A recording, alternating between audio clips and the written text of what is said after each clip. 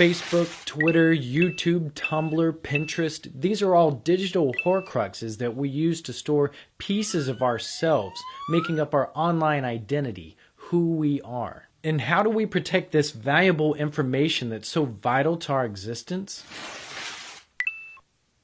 Really? Are you kidding me?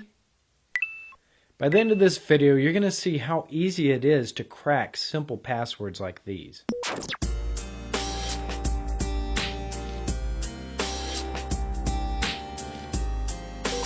All computer programs and websites that require a password to log in store those credentials in some type of database. And I'm sure you've heard or read about some big online companies whose user databases have been hacked or stolen and innocent people's passwords revealed. How does this happen?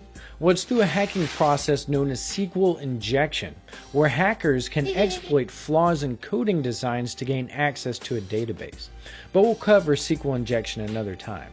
To add a bit more security, passwords aren't stored in a database as is, or in plain text. Instead, most programs now use some type of encryption method to convert the password to some type of illegible gibberish, also known as a hash, before storing it. So even if someone breaks into the database, they won't immediately have your password.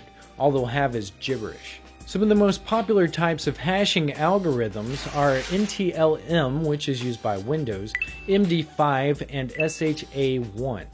To see a couple of these in action, you can visit this website and then just enter in a string to see what each algorithm converts it to. But as I'm about to show you, even these hashes are hackable. If you're able to get your hands on a password hash through SQL injection or otherwise, then you can use special software to reverse the encryption and find the password. One of the more popular types of password cracking programs is Cain-Enable, which you can download from here. Once it's installed and launched, you'll see tons of different hacking tools, but the one we're going to focus on is under the Cracker tab, which is used for cracking passwords. On the left, you'll see a list of different types of hashing algorithms. Let's select NTLM hashes, for example, which is what Windows uses to encrypt passwords. To import hashed passwords, click on the plus sign and select the first option to import hashes from all the users on your current computer. Otherwise, you can import hashes from a text file or a database file, and then click Next. A list of all the accounts on the system will pop up, and our area of interest will be the NT password column. If it says empty, that means there isn't a password on the account. If it's blank, then it has a password. So right-click on the account that you wish to crack, and it will give you different cracking options: dictionary, brute force, and cryptanalysis attacks. A dictionary attack reads from a list of preset passwords to try. If you go to this website, you can download a list of the 10,000 most commonly used passwords. And then select the dictionary attack in Cain-Enable, choose NTLM hashes, and then right-click in the dictionary box to add this file to your list.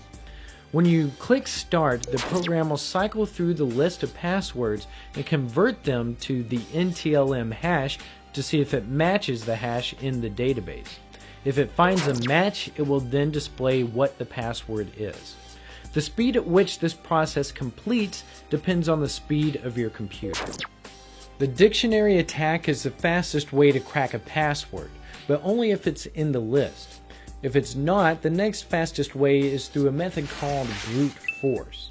Brute force is essentially a method of trying all possible combinations of letters, numbers, and/or symbols and then hashing them until it finds a matching combination.